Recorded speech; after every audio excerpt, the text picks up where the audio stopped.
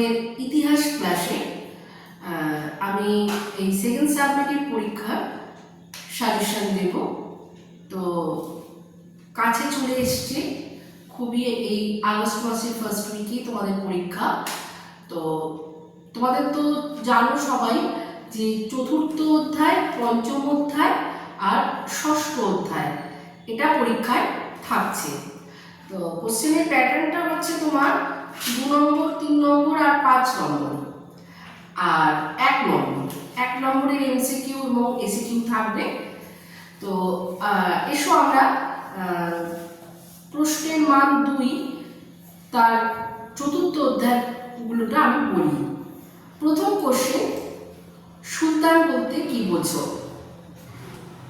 কুতুবা বলতে কি বোঝো? আমির এবং ওমরাহ বলতে কি বোঝো? কুতুবউদ্দিন আইবক কে ছিলেন? সুলতান ইলতুৎমিশের প্রধান সমস্যা কি ছিল? সুলতান রাজিয়ার কৃতিত্ব আলোচনা করো। সিজদা ও পাইবস প্রথা কি? ভীষণ ইম্পর্টেন্ট। মালিক কাফুর কে ছিলেন? ইবন বতুতা কে ছিলেন? ইকতা ব্যবস্থা কি? পানিপথের প্রথম যুদ্ধ কবে, কার মধ্যে হয়েছিল? জিজিয়া কর ও তুরস্ক দণ্ড কি? এগুলো হচ্ছে 2 নম্বরের চতুর্থ অধ্যায়। এবার আমি প্রশ্নের মান 5 সেগুলো বলছি, একটু বড় হবে, তো এর মধ্যেই তোমাদের আসবে আশা করি। ইলতুৎমিশের প্রধান সমস্যাগুলি কি ছিল? তিনি কিভাবে সমস্যার সমাধান করেছিলেন? 2, ইলতুৎমিশের কৃতিত্ব আলোচনা করো। 3, সুলতান রাজিয়ার কৃতিত্ব আলোচনা করো। এটা ভীষণ ইম্পর্টেন্ট, স্টার দিয়ে রাখো, আসবেই। আলাউদ্দিন খলজির সময় দিল্লির বাজার দর নিয়ন্ত্রণ বিষয়ে তোমার মতামত লেখো। মোহাম্মদ বিন তুগলকের 3টি পরিকল্পনা লেখো, অথবা মোহাম্মদ বিন তুগলককে পাগলা রাজা বলা হয় কেন? এই দুটো কোশ্চেনের মধ্যে যে কোনো একটা কোশ্চেন আসার চান্স আছে। এই ছিল তোমাদের চতুর্থ অধ্যায়। এবার আমি পঞ্চম অধ্যায়ে চলে যাচ্ছি। পঞ্চম অধ্যায়ের 2 নম্বরের প্রশ্ন, তৈমুর লং কে ছিলেন?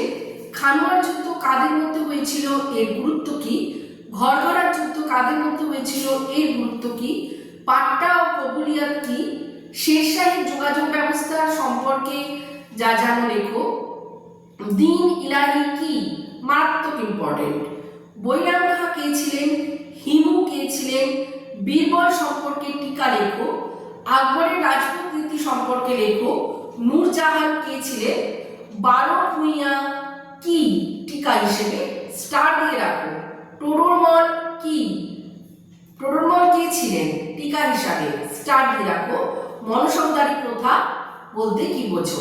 স্টার দিয়ে রাখো। এবার প্রশ্নের মান 5 যাচ্ছি।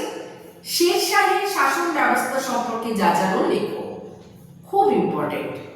রাজ্য বিজেতা হিসাবে আকবরের কৃতিত্ব এবং ঔরঙ্গজেবের দাক্ষিণাত্য নীতি। এই প্রশ্নের মান 5, এই কটা কোশ্চেন করলেই তোমরা এর মধ্যে কমন পেয়ে যাবে। এবার আমি আসছি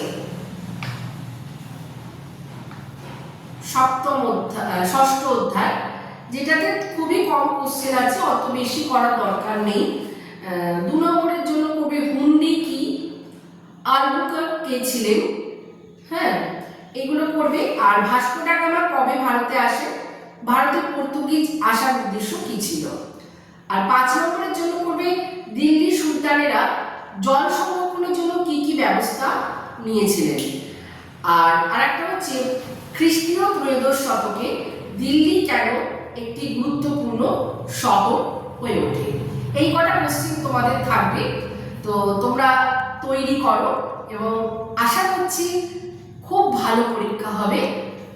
আর আরেকটা কথা বলছি, ব্রাইট একাডেমি পায়োনিয়ার এই চ্যানেলটি তোমরা শেয়ার করো এবং লাইক করো। যদি তোমাদের এই ভিডিওটা ভালো লাগে, তোমাদের বন্ধুদের কাছে তোমরা শেয়ার করো। ভালো থেকো।